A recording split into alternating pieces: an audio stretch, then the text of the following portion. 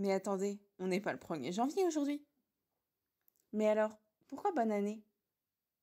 Eh bien aujourd'hui, c'est le nouvel an chinois et le début de l'année du buffle de métal, l'année qui vient de se terminer, étant celle du raz de métal également. Les Chinois utilisant un calendrier lunisolaire, leur date de début d'année varie et tombe toujours entre le 21 janvier et le 19 février. Mais un calendrier lunisolaire, c'est quoi? Pour faire simple, le calendrier grégorien que l'on utilise dans le monde occidental est un calendrier solaire et à chaque fin de tour, une nouvelle année commence. Un calendrier lunisolaire est un calendrier qui utilise à la fois les cycles du soleil comme en Occident et permet de marquer le début de la nouvelle année. Mais il utilise aussi le cycle des phases de la lune pour marquer le début du mois. Le 12 février étant le premier jour de la première lune de l'année, c'est le début de l'année chinoise en 2020.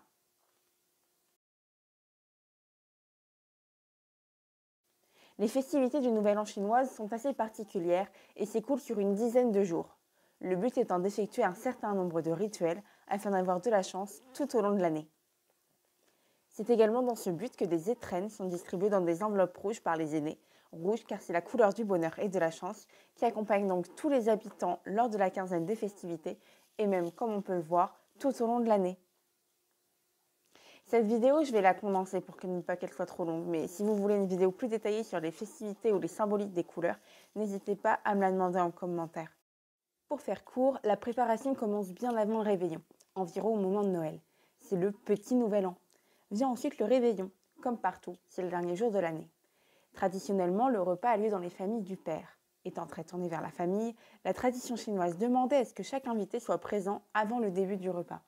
Et si on ne peut pas venir, une chaise vide sera alors laissée à notre place.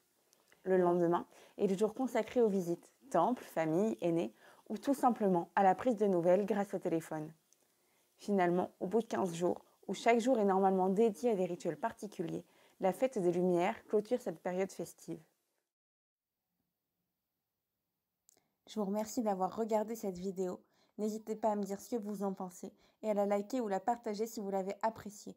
Je vous dis à demain pour une prochaine vidéo et surtout, belle année à vous.